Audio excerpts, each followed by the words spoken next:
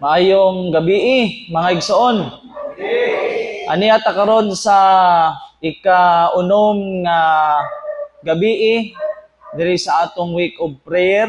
Medyo bay-bay ta karon no. Mga igsoon, daghang salamat sa mensahe sa awit na gihatag sa atong mga kababaihan. Ang jutay na sagbot. Gihimong example ang sagbot para sa ato, no? Kay ang Biblia nag-ingon man pod nasa Isaias 40:7-8. Ingon dire, ang balili nagakalaya, ang bulak nagakalaos, tungod kay ang gininhawa ni Hiyuba nagahuyop sa ibabaw niini, sa pagkatinuod ang katawhan baliliman. So muna giingon sa verse 7, ang balili nagakalaya, ang bulak nagakalaos, apan ang pulong sa Dios magapabilin sa walay katapusan, mga igsoon. So ang balili sama sa kanta, ang gamay na, ang jutay na sagbot. Sama ana ang kinabuhi sa tao, o ang tao mismo. Ingon ang Santiago, ang kinabuhi sa tao sama sa aso. Mubura gyud kaayo ang kinabuhi sa tao. Karong gabi ang atong tun-an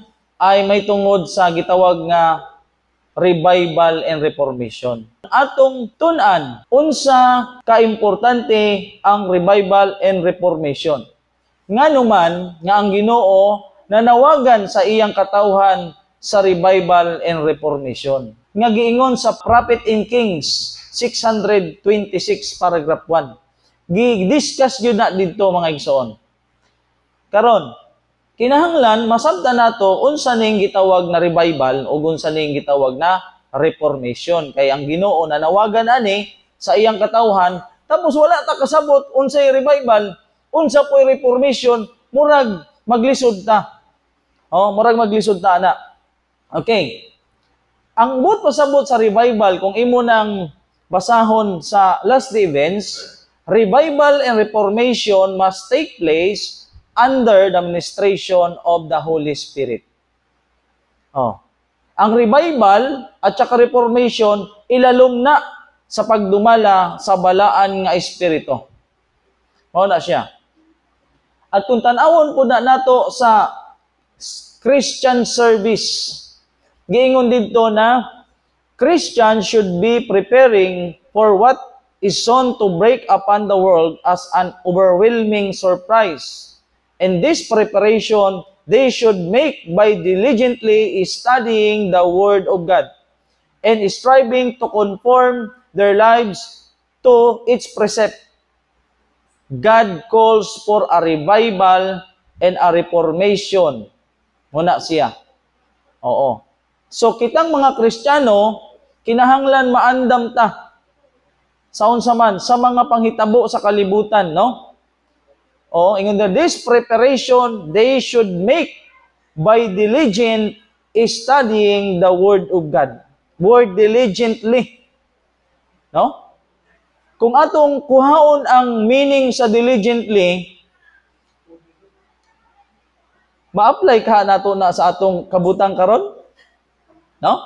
O pili pagyod, dili pagyod tanan na ay gitawag na diligently. Kung saman ang Ginoo magtawag ka nato sa unsa man revival and reformation. Okay.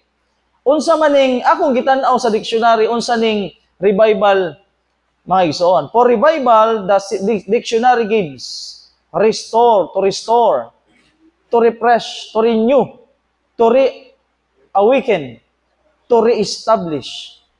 So, ang but di ay sa but pasabot sa revival, para ragud na sa kanang naguba na ba, kanang sa balay, halimbawa, naguba ang kilid, renovation ang tawag. Di ba? Dili inyo. Renovate mo lang. Maurag gihapon to na balay. Pero naalay nagdaot, imo na itong giayo. So, restore, renew, re-establish. Muna ibut pasabot sa purma na. No? Purma na. Imo lang ayohon. Okay. Ang revival and reformation sumala sa atong mabasa, revival of true godliness among us is the greatest. Napabay dako sa greatest? Napabay mo labaw? Wala na. In most urgent of all our needs to seek This should be our first work. Mao gyud na ang una na buhaton. Wala na gyoy mo labaw pa ni. Most urgent of all our needs, no? Unya masabta nato nganong gikinahanglan man gyud nin sa katawhan sa Ginoo. Ang tinuod na revival through godliness. Unsa ning godliness? Pagka makadiyos sa Tagalog. True godliness. Sa Bisaya, unsa na siya? Diyos nun. Oh? Daghang mga tao mingon, kinigyod sila, Diyos nun yun eh. Ano man, mabatian mo sila, muawit sa, muni. Sa buntag. Kami sa una, akong papa, grabe yun ito, mainampuon. Grabe yun ito mo tuon. Kanang mag-worship God mi sa udto. O mag-worship mi sa kadlawon. Pagka alas 3, mga mata mo, mata, ampo mi, libot. Pagka buntag pod, worship. Pagka human, pagka udto, worship. Worship, udto. Kay mamasa man sa salmo na sa pagka udto, pagka buntag, pagka hapon. So, udto gihapon. Pag naabot na mo sa Manila, wa na mo nabuhat. Kanang udto, wa na. Kay nga naman, eskwela dito, eskwela diri. Tapos trabaho, busy na. Okay. Sunod, there is need today of such a revival of true heart religion. No? As was experienced by ancient Israel. We need, like them, to bring forth fruit meet for repentance to put away our sins, cleansing the defiled temple of our heart, that Jesus may reign within. There is need of prayer, earnest, prevailing prayer. So, ang kuan di ay, ang revival ay kinahanglan na agyud kay tinud-anay nga heart kanabang kinasing-kasing nga relihiyon. Oo. Kay kini kinagibuhat man sa ancient Israel og kinahanglan we need like them. Musundog ta ato. Na unsa man na to bring forth for repentance to put away our sins. There is need of prayer, earnest kanang mga pag-ampo. Sa pag-ampo manggod diha nato ma-communicate ang atong Ginoo. Okay. Kana. So klase-klase ang pag-ampo, no? Pangutan-on ta mo mga igsoon. Kining word revival, asa ni ninyo kanunay mabatian? Revival o revive. Ha? Hospital. Asa pa? Ha? Kadalasan gyud na sa hospital. Kanang revive, kung sa hospital na nimo, unsa may kabutang sa tao nga i-revive? Ha? Agaw buhay no. Nakakita ko ana dito ko sa PGH, di admit ang akong nanay, ang mga kamag-anak, ang asawa, ang anak, grabe na, tiyabaw na. Ang igsuon, tiyabaw na. Ang doktor, mura na wala lang. Ana-ana siya, tapos namatay man yun. Singgit na tong kuan na, hilak na sila. Pero ang doktor, murag namatayan lag-iro. Tanaw na ko sa doktor, wag yun. Murag anad na yun siya. Oo. So, diri mga igsoon, ingon diri, revival signifies a renewal of spiritual life, a quickening of the powers of mind and heart, a resurrection from spiritual death. Spiritual death. Kining maskul ba ning spiritual death? Kay ingon ang Biblia, buhi ka pa pero patay ka na. Kining spiritual, dili maninimo maramdaman. Cool ba ni? Kay pag naa ka na sa unsa may buhaton sa tao na alam na niya, ang akong lolo katong nahibalo na gyud siya kana sina siya tai og kuan, dugo. Gipatawag na niya ang iyang mga apo gyud, mga anak. Grabe. Usa-usa, sulod mi sa ospital usa-usa. Kay di naman siya maglisod naman siya og kuan, sulti. Kana iduol daw imong kuan, tas puro pangayog pasaylo. Puro pangayo. Puro siya bat-bat na daghan gyud ko'y mga pagkukulang, daghan gyud ko'y wala mabuhat, na wala naman ko'y panahon, puro gyud ana. Ang tao di ay, pag naana siya ana, grabe na gyud, tinud-anay na gyud ang mga ampo, tinud-anay na gyud tanan. Kay naa naman gyud ana.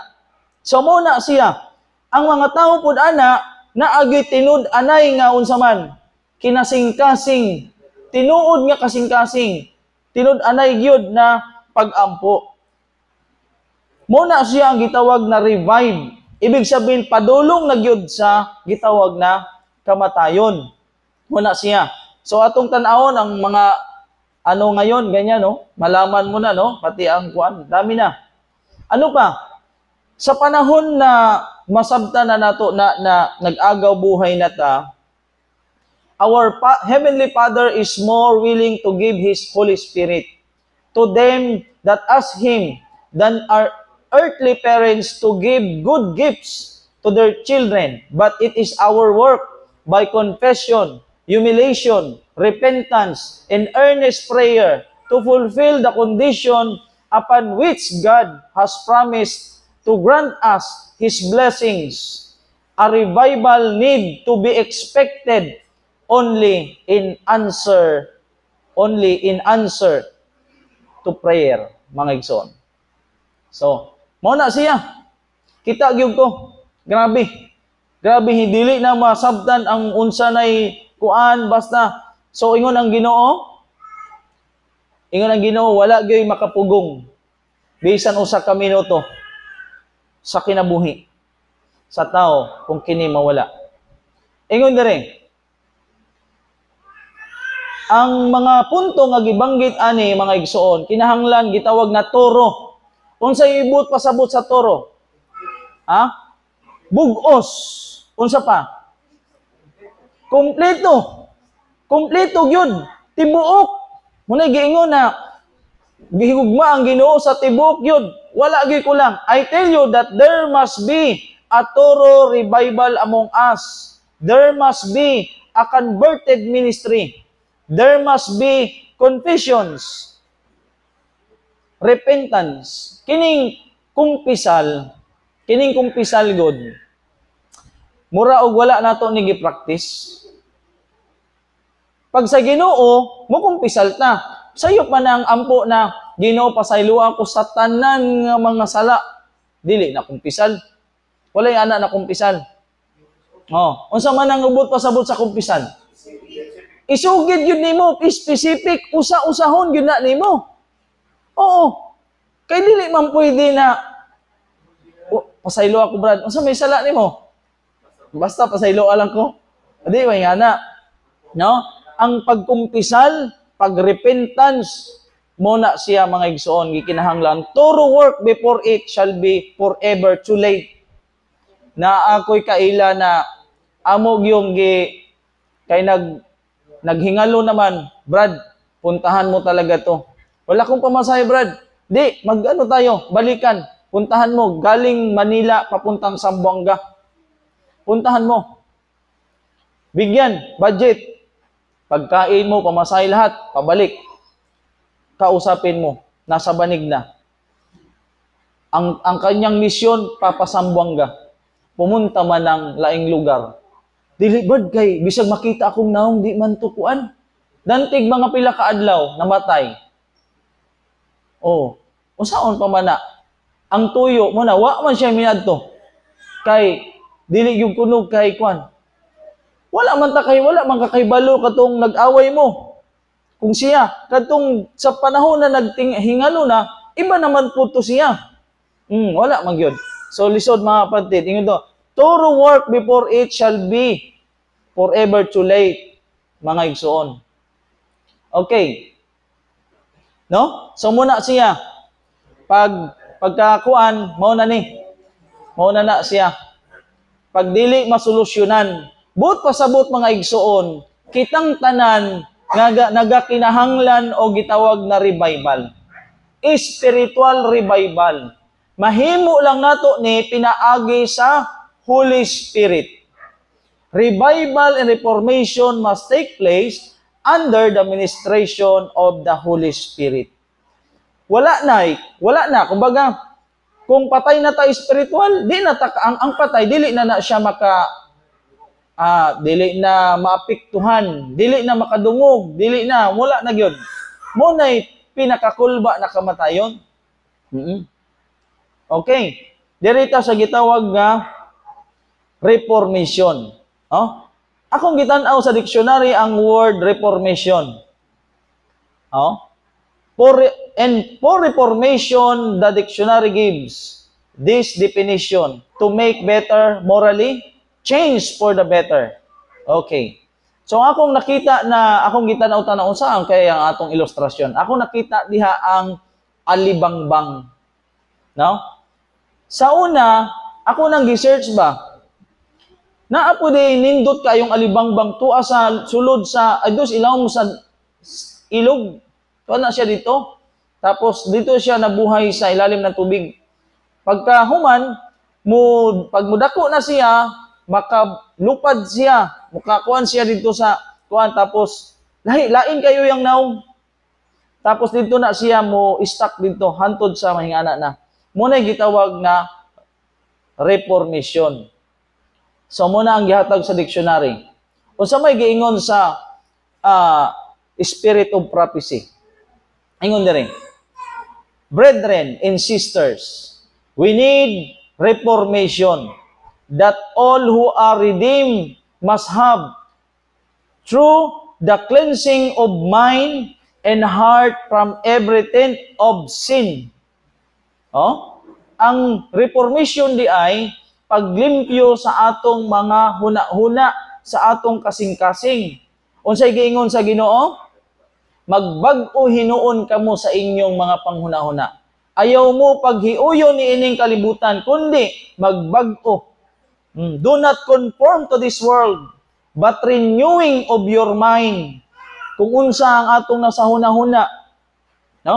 Unsa may nagkuan sa atong huna-huna, unsa man ang nagkuan sa atong kasing-kasing.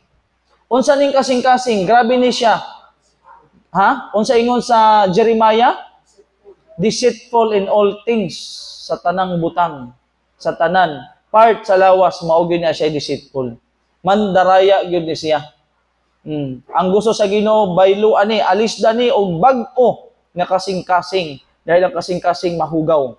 Goodness and righteousness will be seen. Ang pagkamaayo o ang pagkamatarong makita gyud kung malimpyuhan ang atong kasing-kasing, ang atong mga huna-huna. Ingon diri, the quiet inward experience will make the life full of godliness, faith, meekness, patience. This is to be our daily experience. We are to form characters free from sin, characters made righteous in and by the grace of Christ. Our hearts must be cleansed from all impurity in the blood shed to take away sin. Unsa daw? Kining inward. No? Maka-experience gyud na. Ay nabasahan ako sa word na bisan unsang word, dali na daw mahatagan og definition. Pero hanggat hindi mo na-experience like humbleness, dili ta able na makapag-explain kung unsa gyud ang buot pasabot sa word humbleness. Kung dili gyud nimo ma-experience. Mo gani gingon diri na to witness. Ang word witness naa na gyud kay kuan, naa na gyud kay gi-practice na gyud nimo na witness. Pag sabing witness, imo gyud nakita. Natilawan gyud nimo. Ingon diri, life full of godliness, faith, meekness, patience. Oh, muna giingon. Okay. Reformation, ingon diri, reformation signifies a reorganization, a change in ideas and theories, habits, and practices. Unsa ng mga ideas, mga theories, habits, and practices. Dili ta makalampos kung naa pa ng mga theories. Unsa ning mga theories? Mga sa Bisaya? Ha? Mga haka-haka, mga kuro-kuro, mga habits na to. Naman tay mga habits na kay balo namang gyud ta na muraog dili na pwede nato. No? Naapod tay mga practices na ana mangyud ko, kuan gyud ko. Kanang pilusan dili sakit gyud ko magsulti. Tapos straight gyud ko musulti.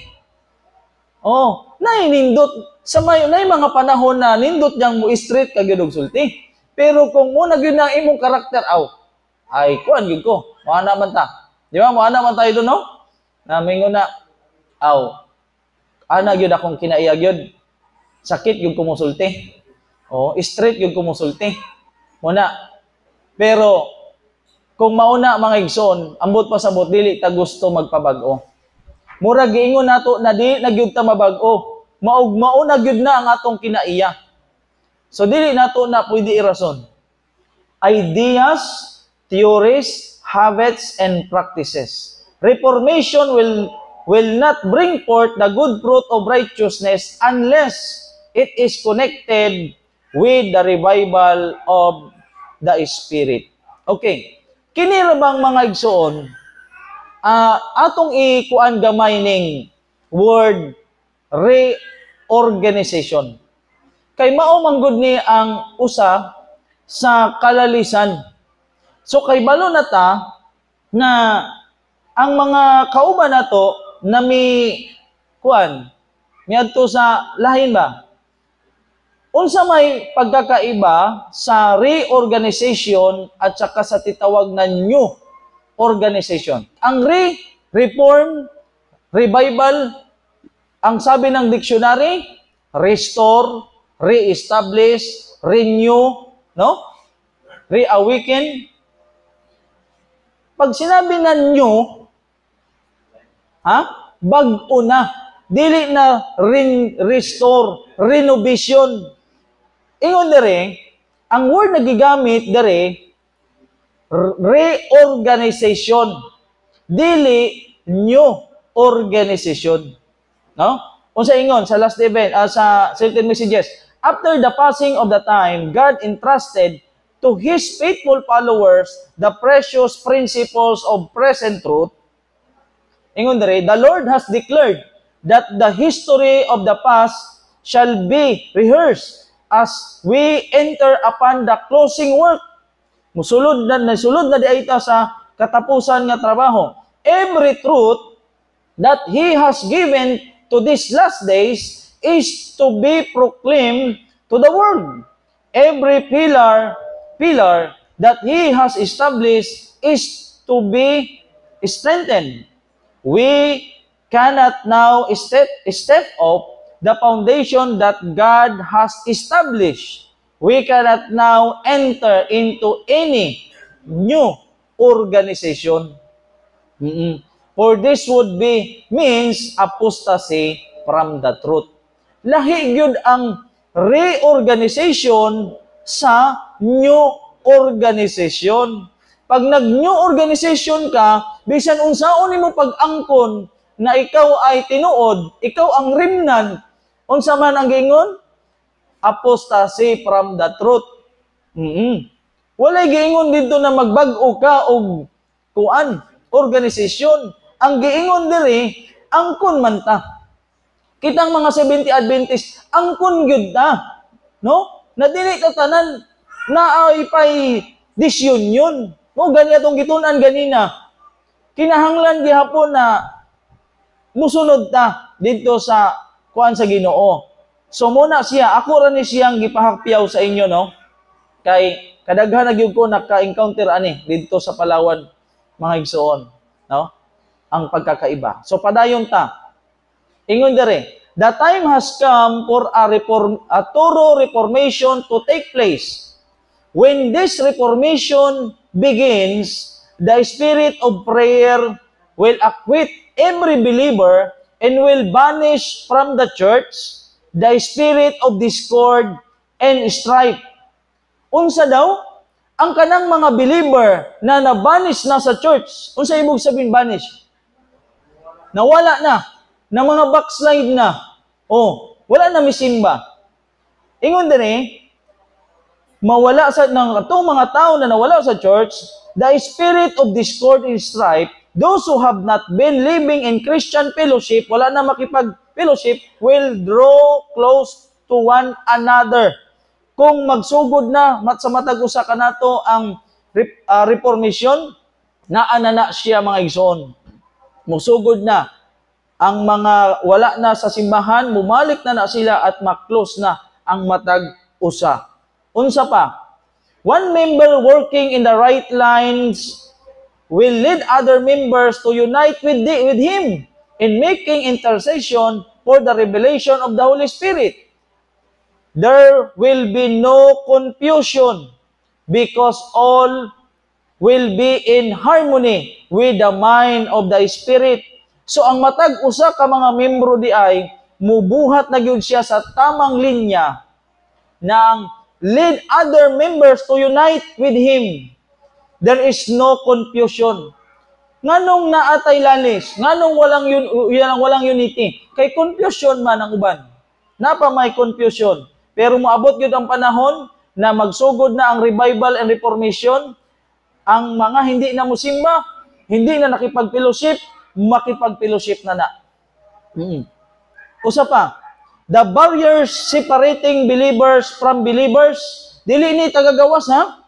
The barriers separating believers from believers will be broken down and God's servants will speak the same things. Muni akong giingon sa inyo kagabi no? Kung mahitabo di ay ang reformation, ang mga ali na nagbulag sa inyong mga believer will be broken down, maguba na. And God's servant will speak the same things. The Lord will cooperate with His servants. All will pray understandingly the prayer that Christ taught His servants. Unsa ning giingon? Ditudlo. Kapag mawala na, maguba na ng barrier, ang gap sa bawat magtotoo, sa bawat Adventista, nawala na. Unsa may giingon sa Ginoo? Thy kingdom come, thy will be done in earth as it is in heaven. Mo di ang fulfillment.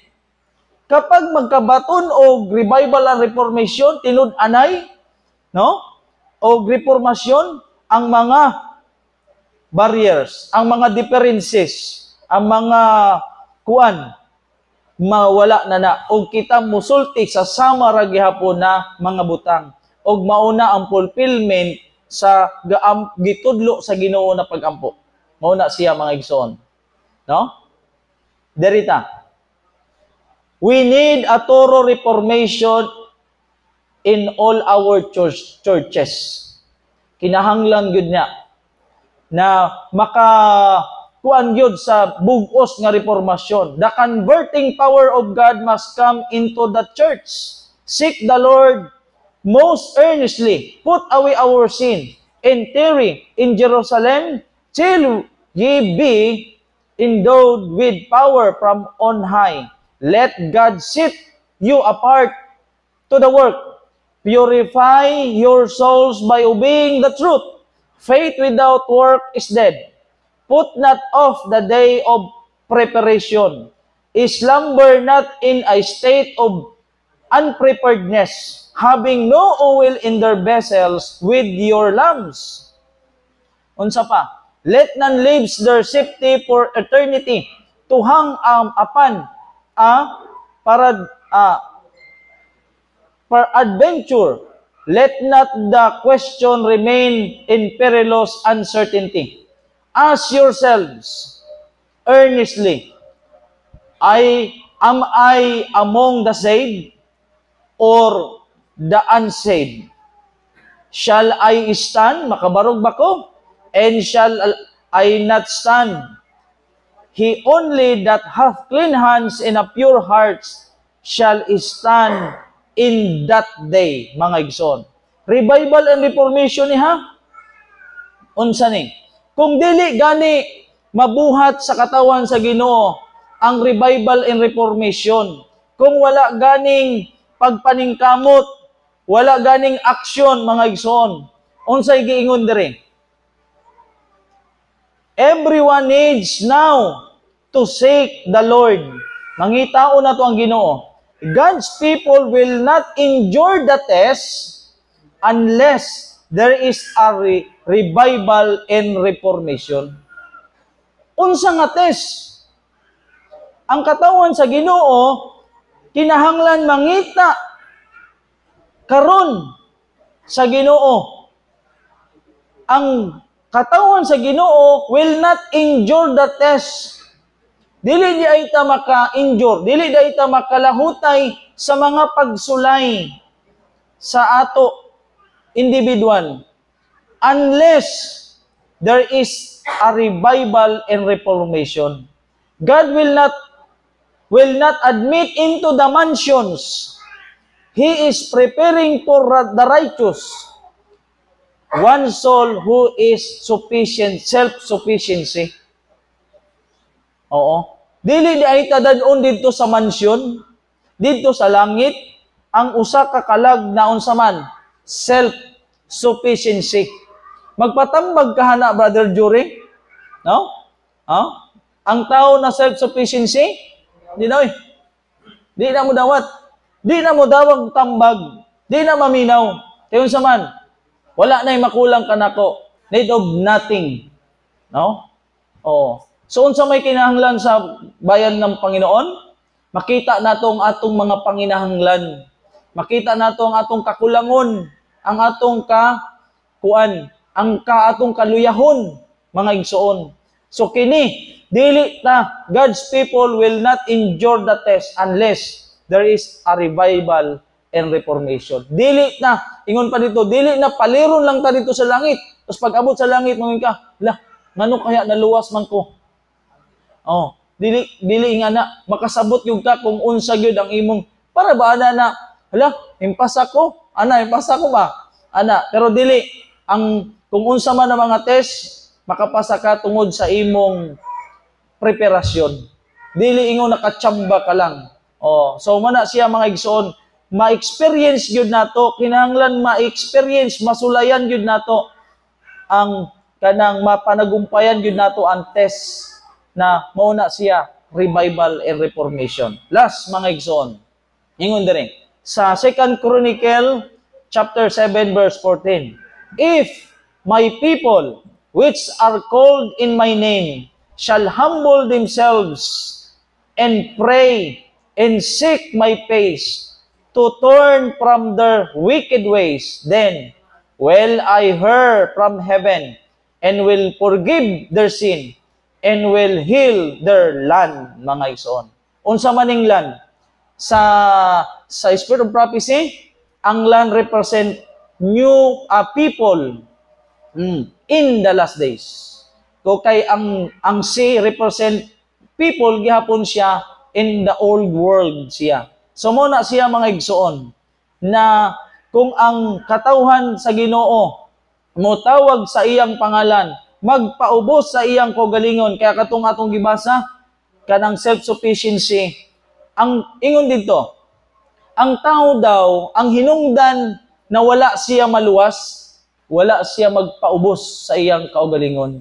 Kay maura man gyud ang gikinahanglan sa Ginoo, mga igsoon. Meaning nga kagabihon mga igsoon, hinaot na ang revival and reformation ato gyung tuman, pinaagi rapod, dili sa atong kusog, not by might, nor by power, but by my spirit, saith the Lord of hosts. Asa na siya mabasa?